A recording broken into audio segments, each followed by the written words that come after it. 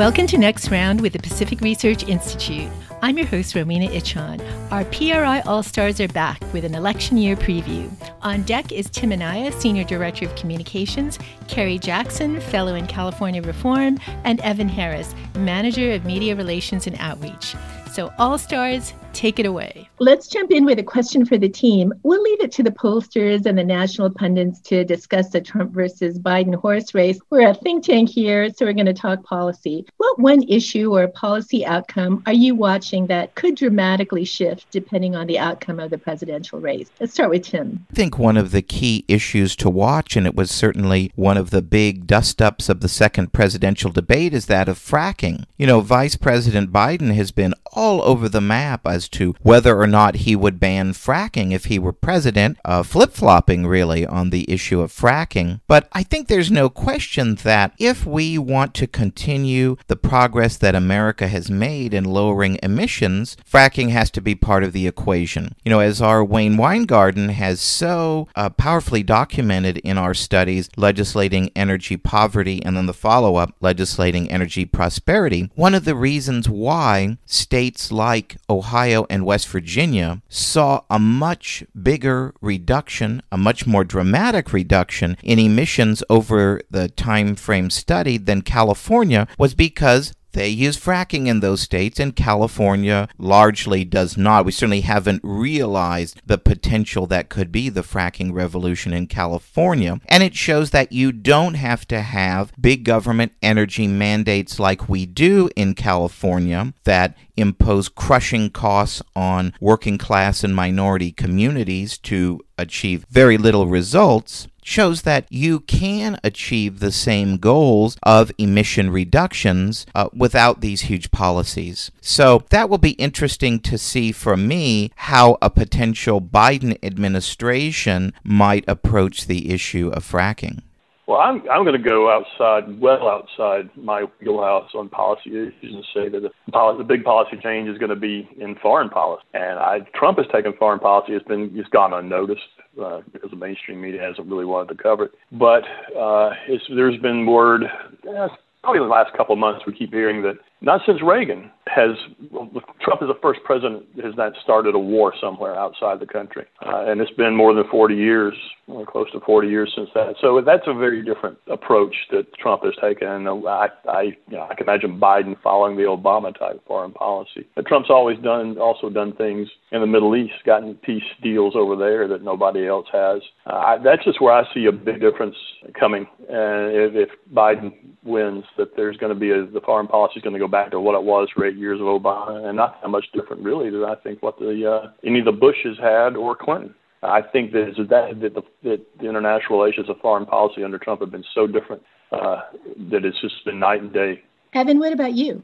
Yeah, thanks, Ro. I think I'm going to be piggybacking on Tim here, but I think it's really what Biden's going to bring to an economic plan, to energy policy. I stumbled backwards into this as I wrote a blog on, they called it his economic agenda. And a bunch of think tanks, a bunch of journalists have really looked at what he's proposed, and it would be very different from the last 4 years of Trump. And I don't think that's too surprising. Bernie Sanders, AOC, very progressive Democrats have helped Biden with his unity task force and basically his policy white papers. And they've outlined one part of that is, sure, you're checking the box to make sure they're happy for the election, sure. But another part is you kind of get in a sense of, what would a Biden cabinet push? What would the Biden administration be pushing on policy? And, he claims he's not that far to the left. He's more moderate. Healthcare is a good example. He believes in the public option, but as all the PRI readers know, and as Sally has said many times,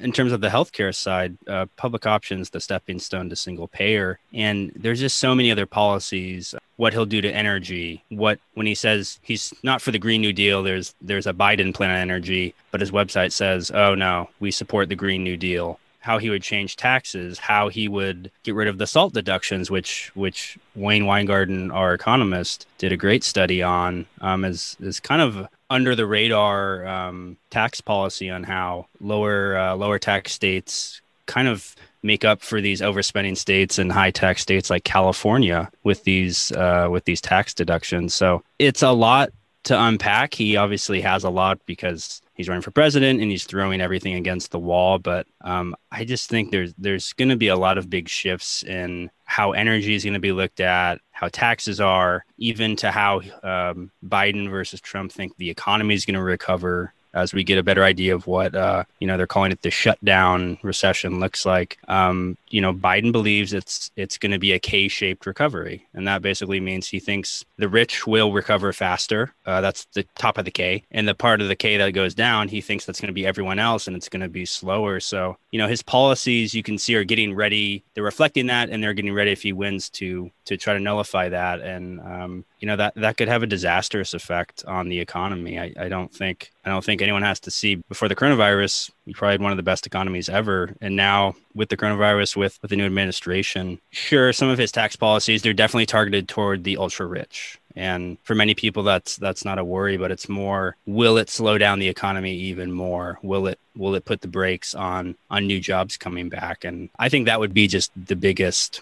180 in terms of policy. Well, I've been focused on taxes because California is one of the highest tax states. And any more taxes on Californians would be just a killer for the state. And unfortunately, I don't think California voters have really honed in on the differences in the tax policies. Biden and Trump have dramatically different tax policies. These policies are going to affect Californians at all income levels. And of course, California companies will also be impacted. Biden wants to raise taxes. Trump wants to keep them low and hopefully lower them even further. Free marketeers, we believe in growth. We believe growth will be higher when people can keep more of what they earn, and corporate taxes, as we all know, are just simply passed on to the consumers, making their costs higher. Trump did a good job in the second debate outlining his economics and some of his tax policies. It's unfortunate that he didn't really beat the drum on the economic issues and their differences throughout his campaign.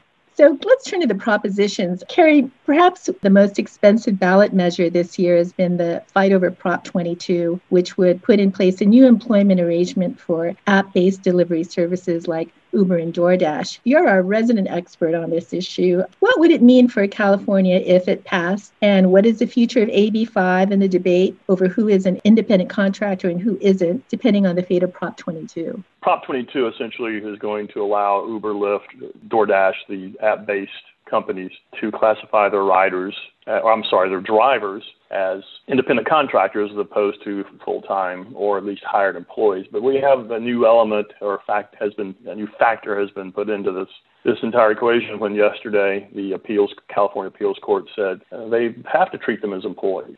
They cannot treat them as independent contractors. If you look at Prop 22, so that makes Prop 22 even more important, how voters come down on that. It's not really unfortunately, it's not going to help others do or help the other freelance independent contractors out there, since it's essentially just restricted to app-based drivers. But it doesn't really, let's put it this way. There's some giveaways that the Uber, Lyft, DoorDash are allowing under Prop 22, and they will start recognizing, provide health care benefits and other things to their drivers, even though they're going to be independent contractors. I think it would have been better off altogether if, rather than they had focused on their own business, as much money was put into this, that they had said, let's just put together a measure on the ballot to simply repeal AB 5, since so many people have been hurt by this. Going into the bill, there were some exemptions carved out, and since the bill was passed and signed, there have been some exemptions in this current year that have been put out there. But I feel like it's a wretched, miserable, awful law that should have never been passed in the first place. I'm quite on the record of saying that, and things I've written about it. I see no benefit from it whatsoever. If voters do pass 22, then I think things are going to stay generally the same. But I think the big difference you're going to see, given this California Appeals Court ruling, and if 22 doesn't pass, if the voters say, no, you're going to have to classify your drivers as employees, are these companies going to just quit California? You wonder. They made that threat early on, and I think it's a credible threat. And I can't imagine these companies not being in California. There are going to be a lot of people hurt who are making money, who need the money, working as drivers, and there are people who've use this consumer as a convenience. Has essentially improved their lives. So I hate to see them leave, but I think it's a very credible possibility. So there's been a multi-million-dollar ballot war waged between dialysis clinics and unions in recent years. 2 years ago, voters rejected a ballot measure pushed by one of the big unions, and now they're back with Prop 23. Ro, you've written about this proposition. I guess it begs the question, do we really need a doctor in the House? So, Tim, I can't tell you how many of my friends and family members have come up to me and scratching their heads wondering, why are we voting on this, quote, dialysis thing again? So the background is that firms and the workers who run dialysis clinics have been resisting unionization for years, but the unions won't give up, and they've come up with another strategy this year. So this time around, the unions want to see a doctor in the clinic to raise the cost of running a dialysis clinic. Doctors, make about $250,000 a year. Add that to the operational cost of supporting a doctor, and the cost of running a clinic goes way up. The irony is that the doctor doesn't even have to be a renal specialist. The union wants to grind down these firms by raising their costs to the point where they throw up their hands and stop resisting the unions. According to Ballotpedia, companies have already spent $93 million to fight the unions this time around. So pure and simple, it's cynical power politics at play here. So, Tim, I've got one for you. Prop 19, it would have a huge impact on some Californians. It would change the property tax rules for the inheritance of property from parents and grandparents. What would be the tax impact on Californians inheriting a family home or farm if Prop 19 passes?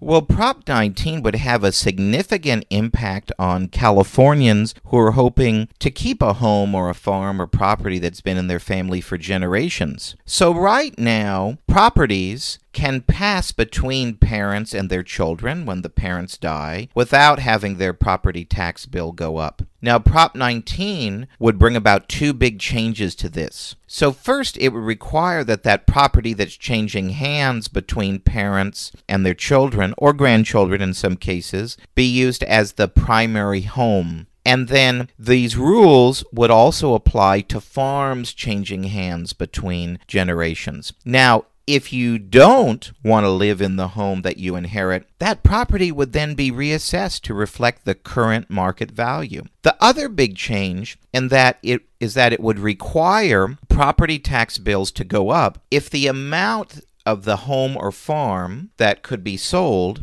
would exceed the taxable value of the property by more than $1 million. So, this really isn't, as proponents say, this isn't some loophole that celebrities and the wealthy and East Coast investors are using to buy vacation homes and such. This is going to hit people in the middle class, especially those who their parents are living in homes that were affordable many years ago. So, a lot of parents who are in their 70s or 80s today once bought affordable middle-class homes in the Bay Area or greater Los Angeles area, and their kids would have a huge tax sticker shock when they inherit their property. My parents are a good example of that. They bought their home in Santa Clara back in 1978, and it cost $81,000. Now, it's nothing fancy. It's a 3-bedroom, 1,500 square foot house. We don't have the Kardashians or the Rockefellers living in the neighborhood. But if I look at Zillow today, that house is worth $1.57 million. There's nothing they did to it. It's the market conditions. So if Prop 19 passes, my brother and I could face a huge property tax bill once my parents pass away, regardless of whether we choose to live in the house or not. Now, there's a much lesser publicized measure on the ballot, Prop 18, that would lower the voting age for eligibility for voting in primary and special elections. Evan, you've written about this. So how would it work, and how would lowering the voting age even be constitutional?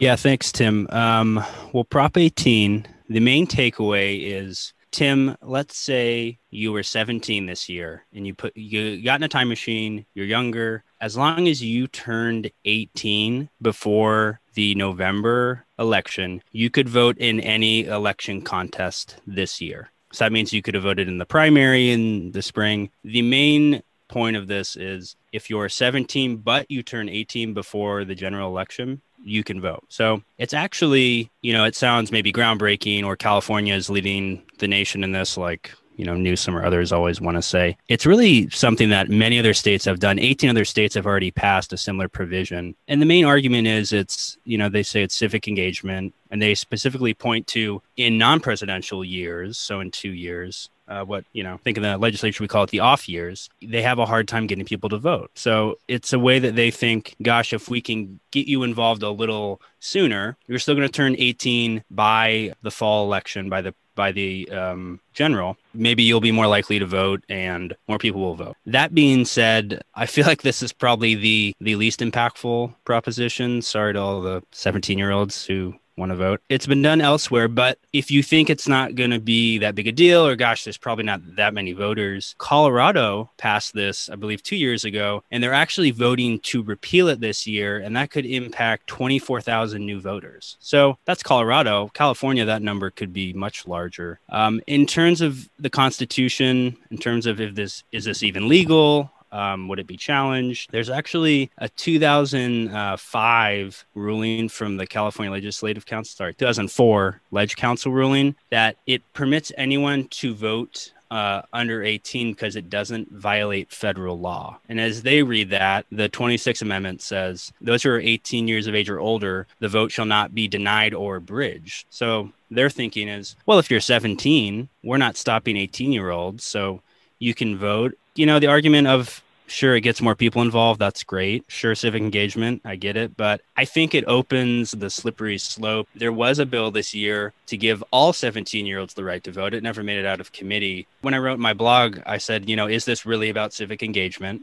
Or is this about some political gamesmanship? And we'll see if it gets passed. We'll see what goes forward. But there seems to be a push to get folks involved younger and younger. And, until that gets probably stopped by the courts, you might start seeing that. You might start seeing 16-year-olds can vote. I think they can register now. So it's nefarious or not, it's a push to get more folks involved earlier. Kerry, you've written extensively on rent control over the years. So what about this Prop 21, which would impose a new rent control scheme in California? About 2 years ago, voters rejected a rent control measure, yet we're back with another one. So how does this measure differ from the one we voted on 2 years ago? Do you think COVID-19 might change some voter minds over the last election? And how would California's housing crisis be impacted by the passage of Prop 21?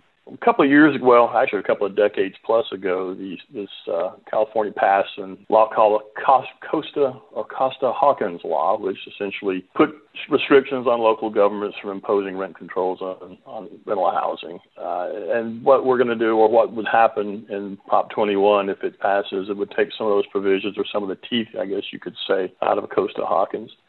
It's different than Prop 10 of 2 years ago, which was rejected, as my recollection, by nearly 60% of the voters. It got stepped on pretty hard. This has a few more restrictions on what local governments can do as far as enacting rent control. I think 10, my recollection, was pretty wide open. It was just going to say you can do whatever you want to do at any time, anywhere, under any circumstances. But there's some more restrictions under 21. So that might have some more people vote for this, especially people who maybe like rent control in a general sense, and especially those who looked harder, looked at the wording of both and compared the wording of both of these propositions. One of the controls, or one of the limits that Proposition 21 has that 10 didn't, is you can't put rent control on housing that was first occupied in the last 15 years. And I assume that's essentially put in there so they won't get rid of any incentives to build rental housing. Who would build rental housing, an apartment complex, if immediately, as soon as they go up and they're available for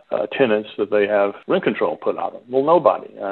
There's no incentive to do that. I think there are also some conditions, restrictions on rent control on single-family housing, condominiums, and some duplexes. I don't know how the virus is going to affect this. I haven't spoken to anybody, and I haven't seen anything. Maybe there's some polls out there that take into consideration how the virus is playing into this, or might play into the vote next month. But as far as its impact on the California housing crisis, which has been a crisis for so long, I think hardly anybody can remember when it wasn't a crisis. It's not going to help. I don't think it's going to make it a whole lot worse, considering how they are a little more carefully worded at this time and has some restrictions that Proposition 10 2 years ago didn't have. I don't see any big changes in housing just over this if it does pass. Well, perhaps the most polarizing ballot fight this year is the campaign over Prop 16, which would repeal Prop 209's ban on racial and gender preferences. Ro, you've written extensively about the campaign for Right by the Bay, specifically calling out some of the deceptive advertising by proponents. Let's have a fact check. What are proponents saying, and why is it wrong? And what impact would Prop 16 have if passed by voters? Well, Tim, there's a growing idea, a growing notion, and it's sweeping the country. Of course, California is at the forefront. Is this belief that jobs, college admissions, board composition, on and on, should reflect the racial makeup of the population? So Prop 16 would bring back racial preferences to college admissions, government jobs, government contracting, to favor those in the underrepresented population. This is a terrible idea at so many levels, and I could go on and on. But the key issue is that racial preferences don't address the root causes of why groups are underrepresented. For example, California's poor performing schools and in minority and low income school districts obviously results in groups being underrepresented in the state's best colleges. Then you get the domino effect. These same kids grow up and are less likely to get well-paying jobs, start companies, and so forth. So Prop 16 would mask these serious problems that we have in California. Moreover, another key problem is that if certain racial groups are favored over others, pitting one racial group with another for these coveted jobs in colleges and contracts can only add to the racial divisions and tensions that we have now. So Prop 16 and proposals like it simply, in my opinion, tear at the social fabric of our society. But, the good news is that Californians in the recent polls seem to understand this, and Prop 16 doesn't have a lot of support. So, I'm glad for that.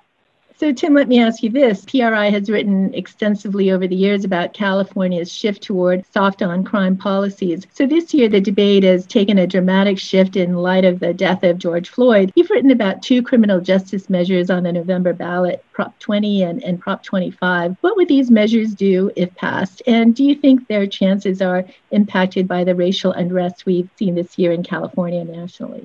So Prop 25 first, it's a referendum on cash bail in California. We've had a debate over the years in the legislature about whether we should outlaw cash bail. Famously, a few years back, we saw Dog the Bounty Hunter walking the halls at the state capitol, and legislation was enacted, SB 10, to move toward ending cash bail in California. This is a referendum on that law. The opponents, mainly the bail industry, qualified a proposition for the ballot, which is now Prop 25. We've had effectively no cash bail for a time this year during the coronavirus. I think that one, with this whole debate over criminal justice policy, you could see that measure being approved simply because of this shift. The other one that's far different and has far bigger ramifications is Prop 20. So as our listeners know, and as Kerry has written about in his great book, Living in Fear in California, California used to be at the forefront of tough-on-crime policies. We had measures like 3 strikes, you're out, and mandatory sentencing laws. Well, then, as we had an increase in the prison population,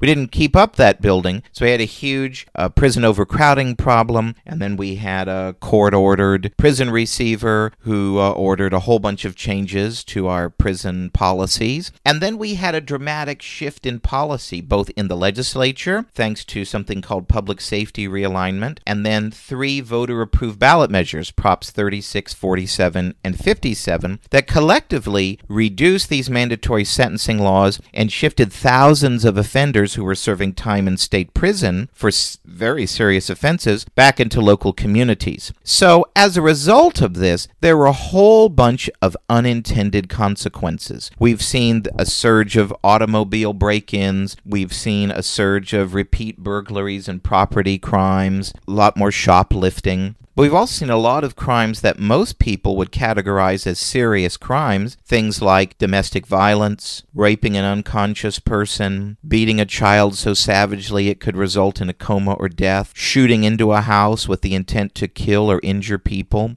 exploding a bomb. These are not considered serious crimes under these changes in the law. So Prop 20 would change some of these, we would hope are unintended consequences in the law, but may have been intended consequences. So there are new provisions for how shoplifting would be handled, so that we're not seeing people, go in and just steal up to $950 at a time and they barely get a slap on the wrist. So there would be a new crime created and new punishment so that it would crack down, hopefully, on some of this serial burglary and shoplifting that we've been seeing. It would take care of the definitions of some of these nonviolent crime measures. And at the same time, it would continue the state's commitment toward rehabilitation programs that has been a good thing to result from this, because obviously we want to rehabilitate inmates. We don't want them to have a lifetime cycle of crime and be stuck in a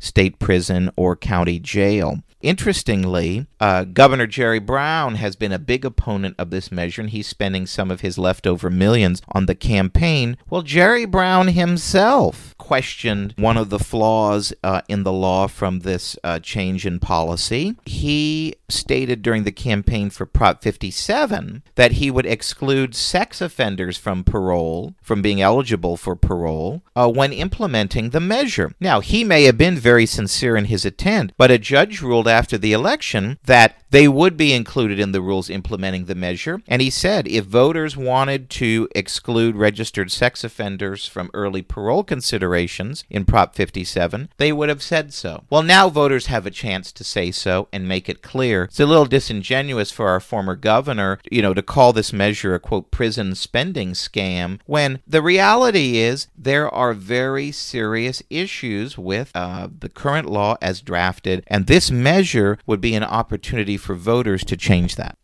So Prop 24 would impose yet another massive shift in privacy laws in California just months after a sweeping new law took effect. Evan, you moderated a great panel discussion on California's new privacy law earlier this year, and you've written about Prop 24. So how would Prop 24 differ from the law that just took effect, and what would it mean for consumers and businesses if it passes? Yeah, Prop 24, when I was preparing this answer, I probably have a little bit more background than most from the panel that PRI did and a couple articles I've done. But when you get in the weeds, you realize just how complicated and just what a mess this has become. I'm going to give a little background, but a great quote that I found in a Wired article was, you can't understand Prop 24 without first understanding how lame the CCPA turned out to be. And so going back real quick, CCPA, the California Consumer Privacy Act, that's what was passed in 2018. I'm sure a lot of folks have seen that. They've seen either the acronym or they've seen the name. That is something the legislature passed as a response to, we need to beef up data privacy. Europe passed their version. It's commonly called GDPR.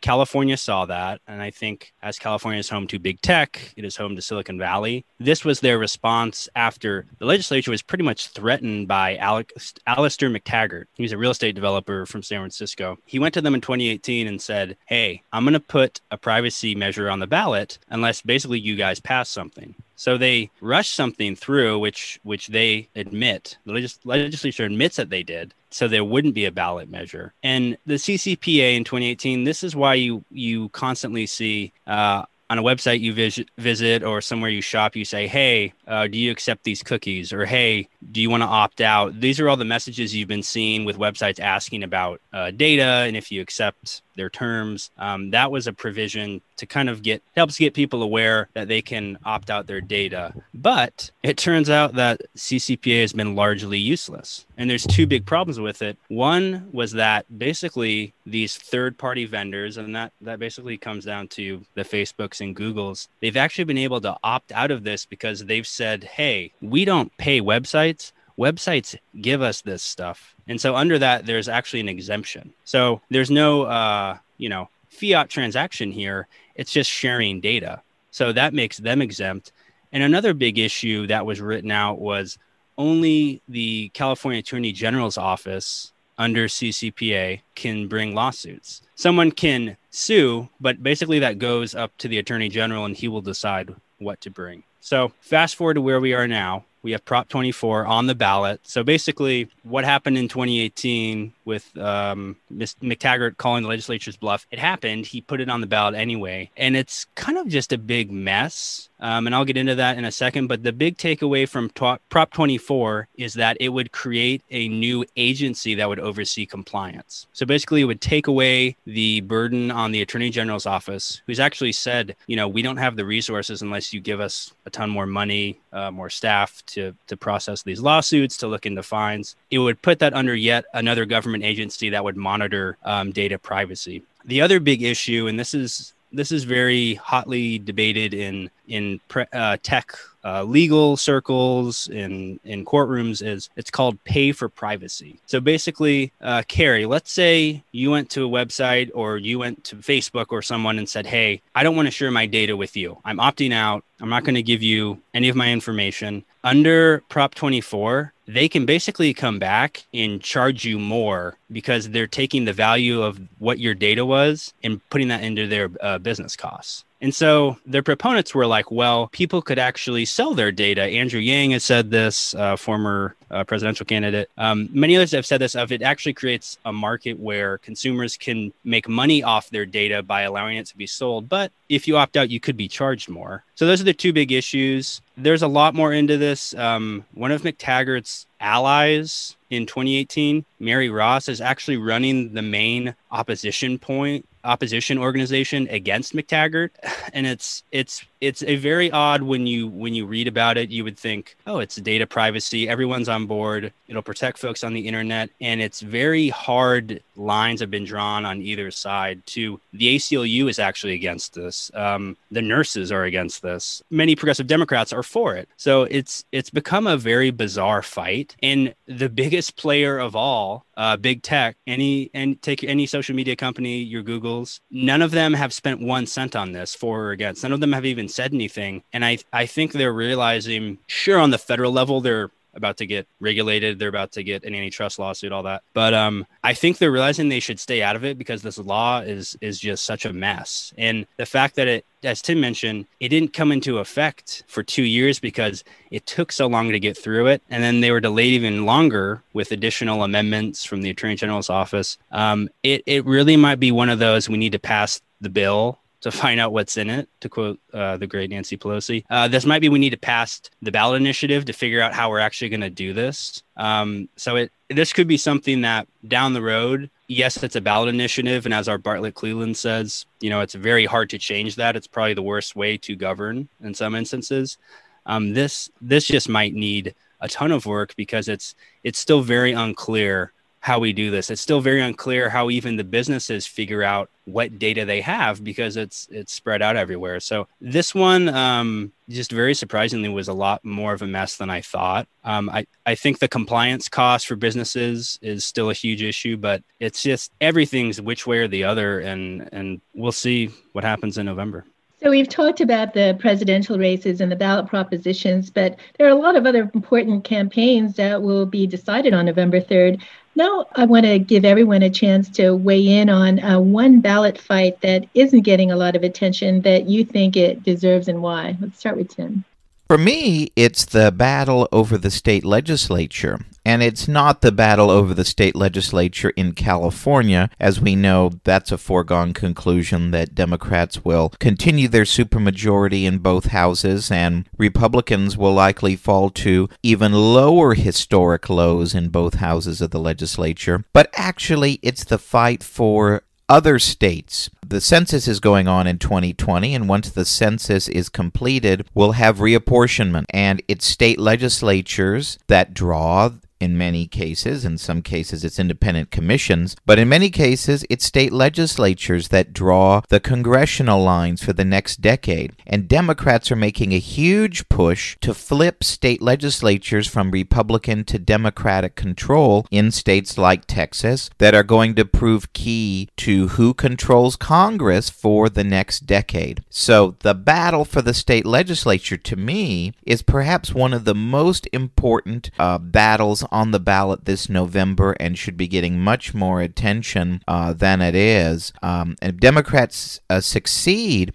they could do for themselves what Republicans did this past decade, which was, draw congressional lines that, barring a massive shift in voter sentiment, would keep their party in control for most of the decade. Kerry? I'm going to go with Proposition 25, which Tim talked about earlier. This is an experiment that we don't know how it's going to end. And I'll just refresh memories. It's the Proposition 25 is replacing cash bail with risk assessments. This is, and I don't see this ending well. I don't see it starting well. I don't see it ending well. People work on incentives in the economy. People who engage in criminal behavior also work on incentives. And if they look at this like, okay, I don't have to post bail, I can get arrested, I can just walk away. I think you incentivize small, petty crimes and maybe even some larger ones. So this is not getting a whole lot of attention. I'm not seeing it myself much, but I think it deserves more. It should be well thought out before people go to the ballot and pull a lever or blacken in a circle. But I don't see it getting that much attention. And as I say, it's an experiment. We don't know how it's going to end. I don't think it's going to end well at all. But it's out there, and we'll see we'll see where it goes in a few weeks.